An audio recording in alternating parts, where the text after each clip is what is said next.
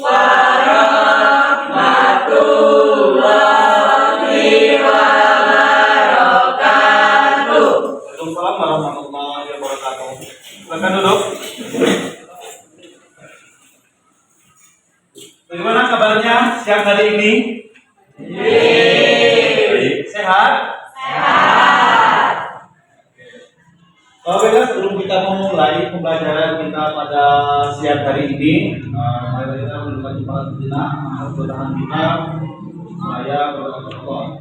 Doa dimulai.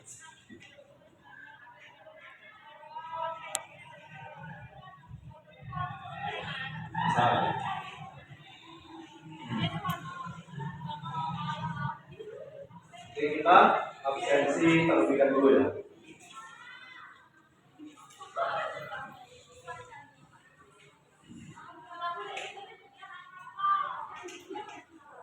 Seperti biasa, absensi.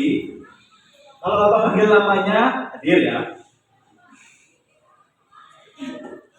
Kita hadirnya santai aja, nggak terus tegangnya. Seperti biasanya aja. Oke, Aditya Alpiano. Alvan Fahri Saputra. Alifa Fala Rahmadani. Anggi Pratiwi.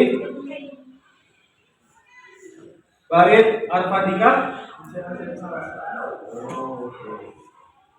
Jadi bagi masuk ya, ya. Baby Evita.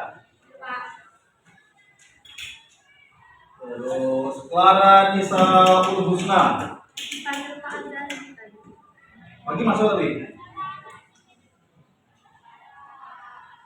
Kemudian Febri Fernando Saputra. Sakit. Ada tanya? Ini ya.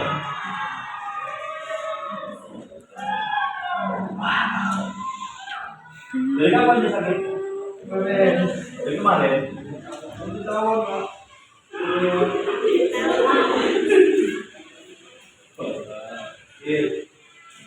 Terus Ica Mayora. Levi Putri Sari. Metri. Mutiara Sonia. Opsis.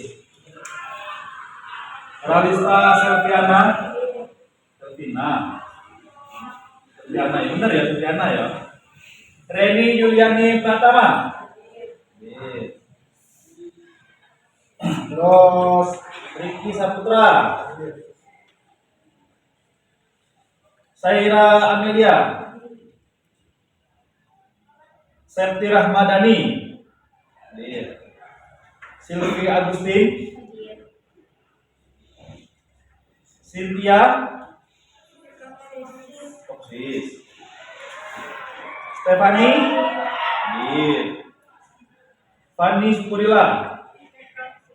Orang tiga Oksis. Zikri Apriyando. Zulfan Al-Farizi. Berarti ada semua kecuali yang ketika tadi ya. Oke, sebelum pembelajaran kita dimulai, apabila di samping kirinya ada sampah atau mejanya kurang rapi, silakan dilakukan dulu. Biar enak kita. Nah itu ada sampah itu. Nah, sampah, benar kalau ada sampah telah dibuang, kita ciptakan ruangan yang bersih, asri, tentram lagi.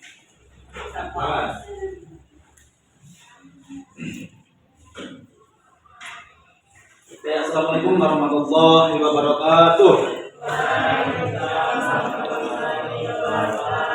Alhamdulillah,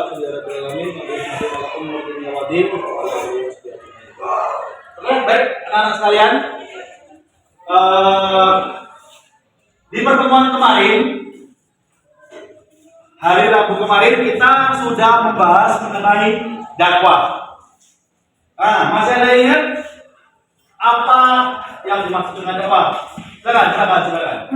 Masih ingat nggak? Dakwah. Minggu kemarin kita sudah membahas mengenai dakwah.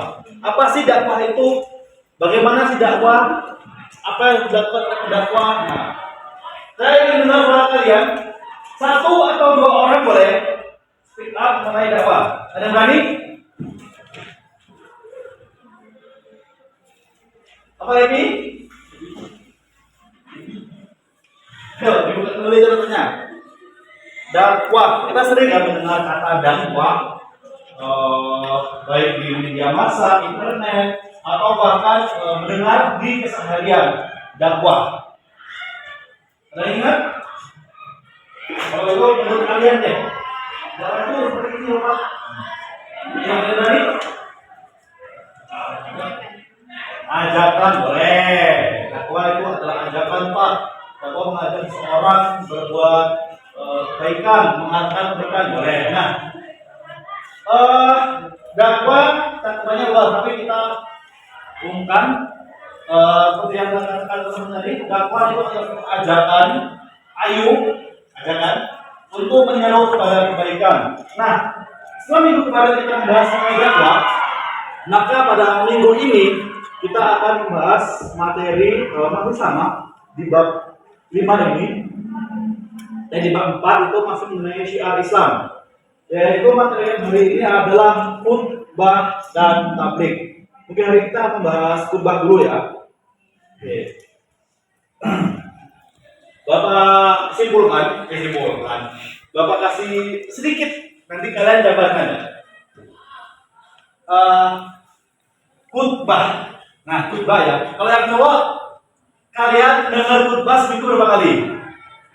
Sekali ya. Dari Jumat. Kalau dengar khutbah seminggu 2 kali, nah itu udah apa itu? Khutbah itu berasal dari bahasa Arab. Khotbah yang khutbah yang berarti ucapan, perkataan, umumnya pidato. Itu khutbah. Kalau dari bahasa itu tadi khotbah yang khutbah yang berarti ajakan. Nah, menurut istilah, silakan kalau ada yang mau nyatat silakan. Menurut istilah, khutbah adalah seperti yang saya katakan tadi, ucapan, perkataan ataupun ceramah pidato. Itu secara istilah. Silakan masuk. Pidato untuk menyeru atau mengajak umat bertakwa kepada Tuhan yang Maha Esa. Itu. Ya, bisa dikatakan pidato, bisa dikatakan ceramah. Tujuannya apa? Untuk menyeru umat bertakwa kepada Tuhan yang Maha Esa atau syariat Islam. Kemudian bedanya khutbah dengan pidato. Kalau pidato itu kita hanya menyampaikan, memberi motivasi bisa, semangat bisa. Dan kalau khutbah itu harus ada rukun dan syaratnya. Oke, mari kita bahas.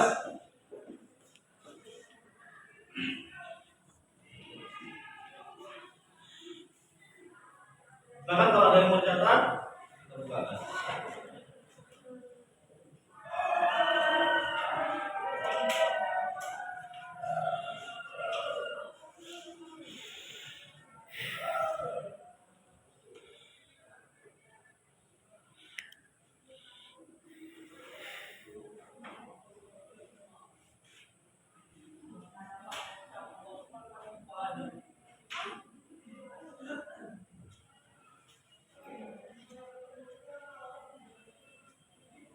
Nah ini tadi, seperti yang Bapak sebutkan tadi, khutbah berasal dari bahasa Arab, khotbah yang khutbah, yang berarti kalau yang nggak dekat, yang nggak kebaca silakan mendekat. Yang berarti pembicaraan, penyampaian yang bertujuan untuk menyeru umat untuk berada di jalan yang benar. Menyeru umat untuk beriman kepada Tuhan yang Maha Esa. Dan tadi bahasa yang tadi bedanya khutbah dengan ceramah pidato dari ini harus memiliki syarat dan rukun. Nah, sebelum kita masuk ke syarat dan rukun, dibaca khutbah dikelompokkan menjadi 3. Oke, satu dulu. Khutbah dikelompokkan menjadi 3. Yang pertama, mau dicatat apa dengan saya suruh ngomong? Catat, ya sambil catat ya kalau ini. Nih, khutbah diverifikasikan menjadi 3. Silakan kamu catat. Yang pertama, ini ada khutbah yang dilakukan sebelum sholat.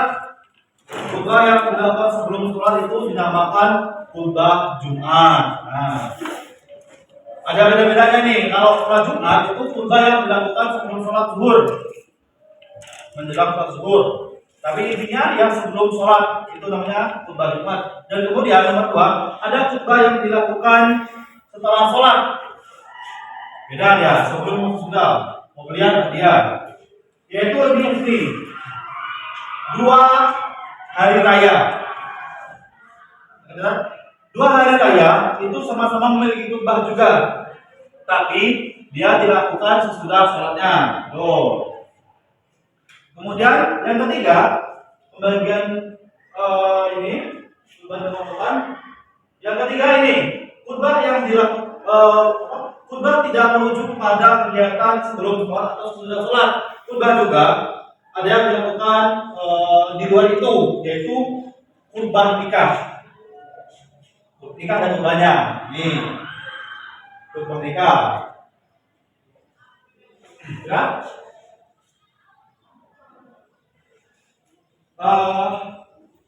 Khutbah itu sering saya bilang tadi, khutbah ada rukun dan syarat. Teman-teman ketahui, kalau rukun atau syarat khutbah tidak terpenuhi, maka khutbah dianggap tidak sah. Tapi jangan khawatir, kalau khutbah tidak sah, ada beberapa riwayat mengatakan kita boleh mengganti khutbah tersebut atau ngomong ini. Khutbah kan itu apa ya saya? 2 rakaat mengganti 2 rakaat sholat. Jadi kalau selama kita nggak sholat Jumat, tapi dengan keadaan ini ya uzur yang berlebih, kalau cuma males ya jangan.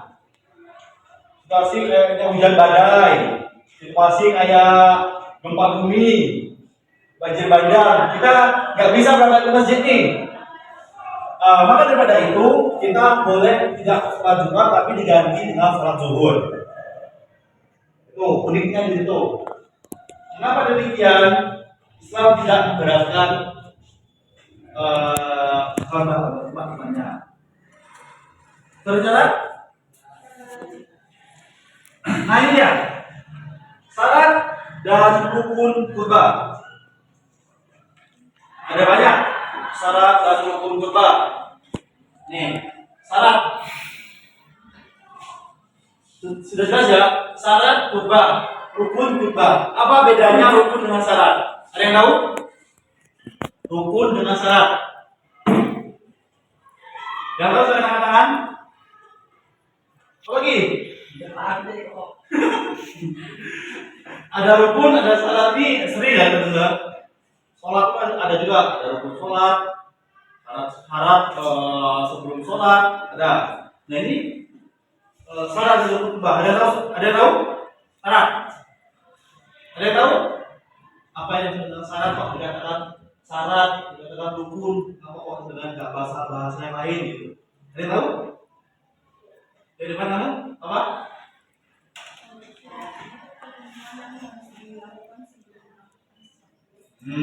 Kalau rukun? Benar, satu benar. Kalau yang rukun? Tepuk tangan dulu. Itu saya kata memahaminya ya. Syarat ini sebelum. Nanti kalau kita tidak melakukan apapun, harus memenuhi syarat-syaratnya. Kayak apa? Kalian daftar sekolah dulu. Ada syarat-syaratnya kan? Sebelum daftar. Nah, berarti itu hal-hal yang dilakukan sebelum kita melakukan hal-hal tersebut atau hal-hal yang lain. Itu syarat. Sedangkan rukun itu adalah hal-hal atau sesuatu yang harus ada. Yang harus ada berarti. Kalau kurang, nggak boleh, sah. Hal-hal yang harus ada dalam atas hal-hal yang lain ibaratnya. Tuh. Mencatat. Yang itu saya catat. Yang enggak, awas nanti saya tanya nggak menjawab. Yang pertama adalah syarat khutbah. 1. Islam yang sudah balik, berakal sehat. Itu ini orang yang untuk khutbah ya, harus orang Islam. Gak mungkin kan orang nonis tiba-tiba masuk ke masjid khutbah depan kita. Yang cowok nanti iya aja dikhutbahi sama orang selain Islam. Harus orang Islam yang sudah balik dan berakal sehat. Oh balik? Nah, bukan barir ya. Balik dan balik itu ada tanda-tandanya. Kalau perempuan tanda mereka sudah balik itu ada tahu. Tuh teman-temannya. Berakal sehat ya, harus orang yang berakal sehat. Sama kayak tadi, tidak mungkin tiba-tiba ada orang nggak berakal sehat. Mohon maaf, katakan orang gila tiba-tiba masuk ke masjid, ya masalah muslimin. Kalau nggak tahu tiba-tiba kita pukul atau sukoti, ya mungkin karena orang-orang yang berkhutbah itu harus orang-orang yang Islam balik dan berakal sehat. Kemudian yang kedua, mengetahui syarat, rukun dan sunnah. Ini harus memahami ini, konsep ini dan sunnah juga. Karena boleh untuk berkhutbah harus sudah memahami konsep ini, paham. Jadi saya katakan orang-orang yang mampu atau orang-orang yang pintar ya. Mampu nggak sekedar hanya mampu harta. Dikatakan mampu juga adalah orang yang mampu dikatakan sebagai orang yang pintar. Itu juga orang yang mampu. Nih, tiga, suci dari hadas, baik badan maupun pakaian serta mulut aurat. Harus suci. Mau dari badan maupun pakaian. Gak mungkin kan kita khutbah atau imam lah, imam apalagi yang orang harus suci itu. Lagi sholat di sini ada air cicak segini, gak boleh kan? Allah berceplak air cicak di sini. Dia apa gini? Gak boleh, karena sudah terkena najis di sininya. Serta ini menutup aurat. Aurat laki-laki dari mana sampai mana? Yuk, yang cowok. Aurat laki-laki dari mana sampai mana? Yuk, kamu mana dong? Aurat laki-laki dari mana sampai mana? Hah? Dari depan sampai ujung kaki, Pak. Ujung kaki? Kaki kita. Ada yang menambahkan? Ada yang menambahkan? Benar. Ya nggak apa-apa, benar juga sampai ujung kaki, malah lebih syar'i. Yang lilinya. Aurat laki-laki tadi sampai pusat, dari pusat sampai lutut. Terus ada yang tanya, Pak, kami tadi bajunya basah, setelah hanya pakai sarung, jadi sarungnya segini, gini. Allahu Akbar, boleh nggak? Boleh nggak? Yuk, saya tanya, kalian sholat, yang cowok ini, kalau cewek jangan dulu, jangan cowok nih, saya tanya, kalian sholat cuma pakai sarung, kalian mengatakan, kata bapak tadi, orang laki-laki dari atas pusat sampai ke bawah lutut, jadi kami sekarang hanya pakai sarung, sarung segini kan, terus segini, sholat, jadi imam loh, ini yang imamnya, Allahu Akbar, sah nggak? Boleh nggak? Boleh. Hah? Boleh nggak? Ya, si kau yang berani, boleh ya? Boleh ya? Tapi ada yang namanya adat. Mentang-mentang boleh, tadi pakai sarung buru-buru kan?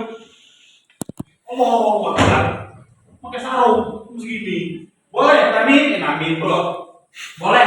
Namun kita juga ada adabnya, ada sholat. Mentang-mentang dibolehkan, tadi memakai sarung. Jadi kalau aurat laki-laki, aurat perempuan, yang perempuan, mana auratmu? Dari mana ke mana? Nggak dengar ya? Apa?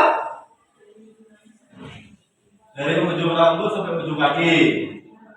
Yakin? Sepakat? Sepakat?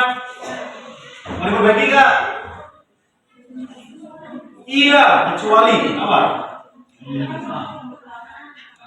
Iya, kecuali sirah, hidung sirah. Rambut. Makan jiwa itu sirah itu muka. Kalau sudah makan. Kecuali dua telapak kanan dan muka. Terus Kak, kami kemarin ini ketemu ibu-ibu pakai cadar. Berarti dia Islamnya ini Islam sejatinya Islam. Bener gak? Lah kan kalau orang kan cuma ini, cuma dari apa? Seluruh anggota tubuh kecuali muka dan telapak tangan. Terus ada orang pakai jilbab sampai pakai apa? Apa namanya itu? Cadar. Bukan pakai cadar ya? Dia pakai cadar sampai sini. Nah, berarti dia sejatinya ibu soleha. Benar gitu. Memang ada beberapa golongan yang merasa seperti itu. Dia sangat menjaga marwah, menjaga dirinya. Jangan sampai kalau kita kan cukup lengan ini. Umumnya kalau kita dulu, umumnya kita cukup lengan. Tapi ada beberapa golongan dia sampai menutup semuanya. Pakai masker, pakai sarung tangan. Itu ada beberapa golongan, jadi tidak apa-apa. Kemudian syarat yang kedua, tartil fasih. Harus tartil, harus fasih saat mengucapkan ayat Al-Quran. Nah, kalau nggak ini baca Al-Quran itu unik ya. Baca Al-Quran. Kalau hurufnya sama,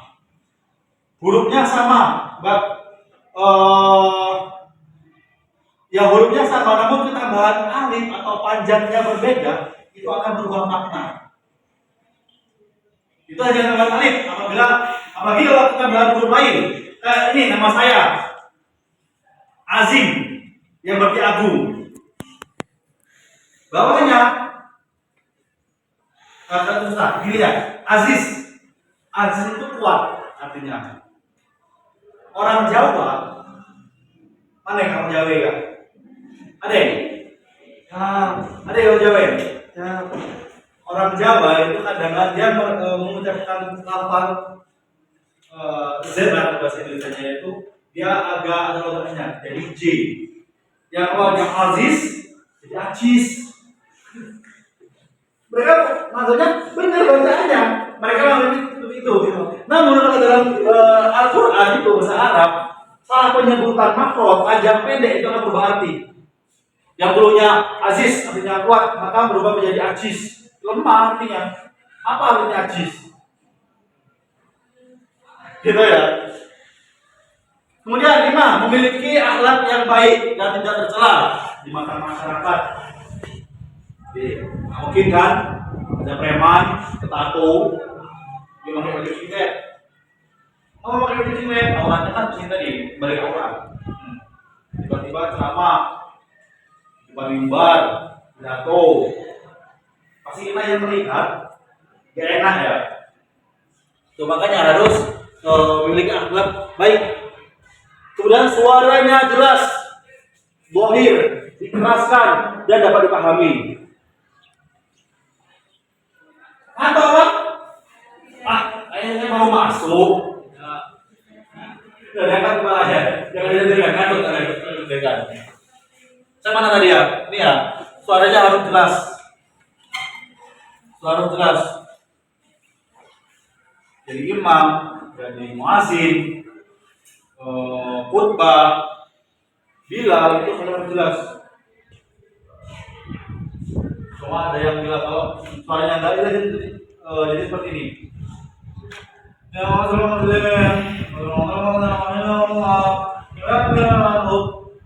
apa yang saya bicarakan?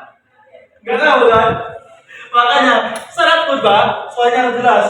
Ya ma'asyiral muslimin wa subhanal mu'minina rahimakumullah. Jelas, bohnya. Jadi yang mendengar jelas apa sih sudah sampai mana sih? Oh. Maka muslimin Allah. Berbuat supaya kemudian berpenampilan rapi dan sopan. Kalau itu sudah jelas. Seorang sebagai pesohor, seorang yang menjadi teladan akan menjaga penampilannya ya, berpakaian rapi, sopan, santun. Siapa yang mau santun? Tahu soleh nggak? Gue solehnya di TikTok. Gue soleh, tongseng,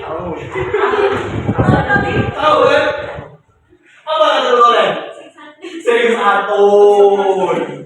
Tuh, buka TikTok, kata Bu Soleh, sering santun kata Bu Soleh. Oke, itu tadi sudah catat syaratnya. Sudah sudah? Sudah. Rukun sudah? Nah, jelaskan. Setelah kita membahas rukun, sekarang kita membahas syarat, sekarang kita akan membahas mengenai rukun. Tadi rukun sudah disebutkan sama teman-temannya. Rukun itu sesuatu yang harus ada. Dalam sholat ada rukunnya, khutbah ada rukunnya, harus ada dalam rukun. Pak, rukunnya ketinggalan, lupa. Kata Allah kalau orang yang lupa dimaafkan. Tidak gitu juga konsepnya. Tidak gitu juga. Karena syarat ini memang harus ada. Kalau kita lupa, kalau kita sholat nih lupa, harus ada namanya sujud. Sudah kamu sawi ya? Nah, ada namanya sujud sawi kalau kita lupa. Rukun khutbah yang pertama adalah membaca hamdalah. Ini rukunnya ya. Nah, rukun ini yang pertama kali kita baca hamdalah. Alhamdulillah, alhamdulillahirabbil alamin, wa bihi nasta'inu umur dunya waddin wa ala alihi washabihi ajmain. Amma ba'd. Ini. Yang pertama itu. Ya, cowok. Bisa? Mukadimah? Tidak. Ada tidak? Yang mukadimah? Jadi nanti tanya juga. Ya toh ada yang kelima. Alhamdulillah, alhamdulillahirabbil alamin, shallallahu wassalamu ala asyrofil anbiya'i wal mursalin wa ala alihi washabihi ajmain. Amma ba'd. Bisa? Ayo, teruskan yuk. Kita tadi bisa ngomongnya. Tidak bisa. Ada yang bisa? Lagi. Maka jangan lupa rahimahullah. Nah, ada yang bisa? Ayo, yang cewek ada yang bisa? Alhamdulillah, alhamdulillahirabbil alamin, wassalatu wassalamu ala asyrofil anbiya'i wal mursalin wa ala alihi washabihi ajmain. Amma ba'du. Nah, sudah bisa? Jangan goyokan. Nah, silakan.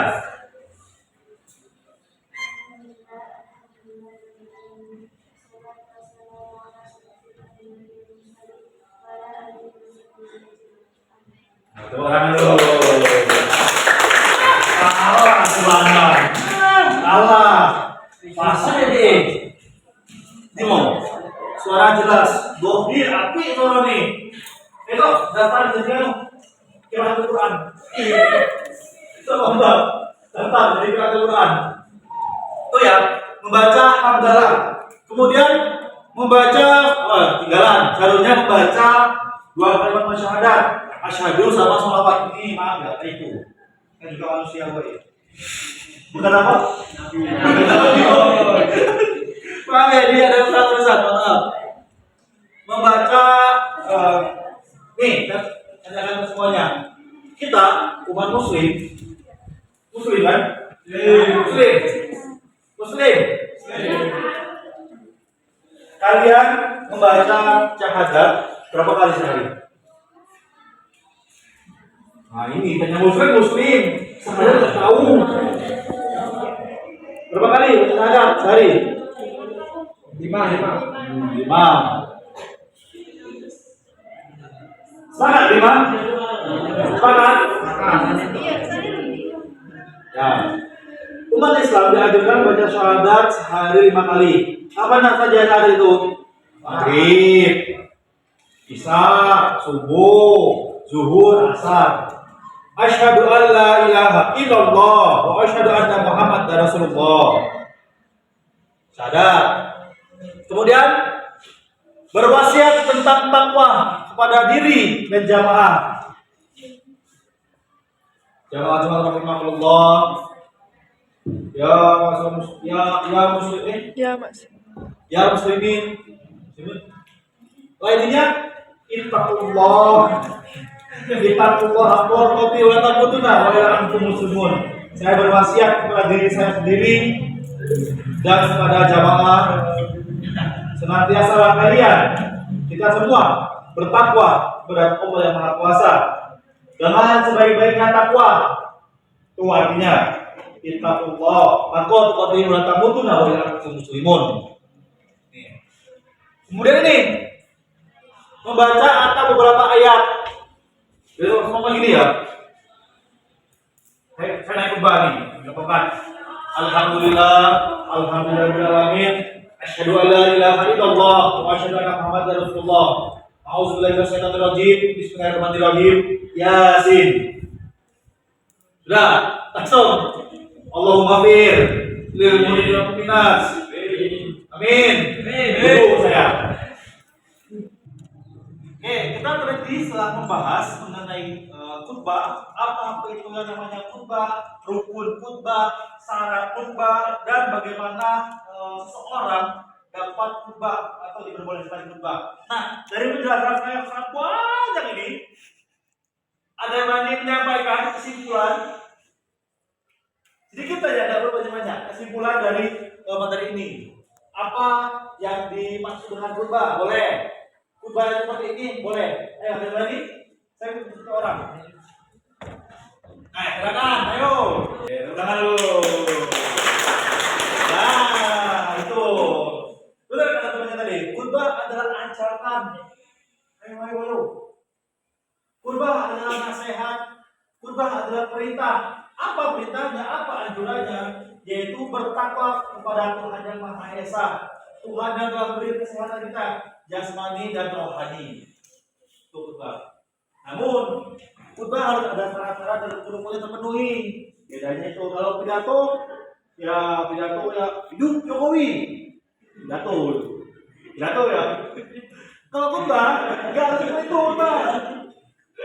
Khutbah itu ada syarat-syaratnya yang terpenuhi, ada rukun-rukunnya yang terpenuhi. Nah inilah syarat dan rukun dari khutbah. Oke, sebelum Bapak tutup materi kita hari ini, di pertemuan besok kita ini sudah bahas khutbah. Di pertemuan besok kita akan membahas tabligh. Jadi pada teman-teman sekalian di rumah silakan dibaca-baca apa itu tabligh, bagaimana itu tabligh, apa bedanya tabligh dengan khutbah dan dakwah. Itu akan kita bahas minggu depan. Jadi untuk tugas hari ini saya akan catat tugas hari ini, tugas untuk minggu depan. Silakan catat. Buatlah satu quotes. Buatlah satu quotes yang menarik dan relevan dengan buatlah satu quotes yang menarik dan relevan dengan keadaan zaman hari ini dalam kurung ajakan yang baik. Oke, itu tugas kita untuk minggu depan.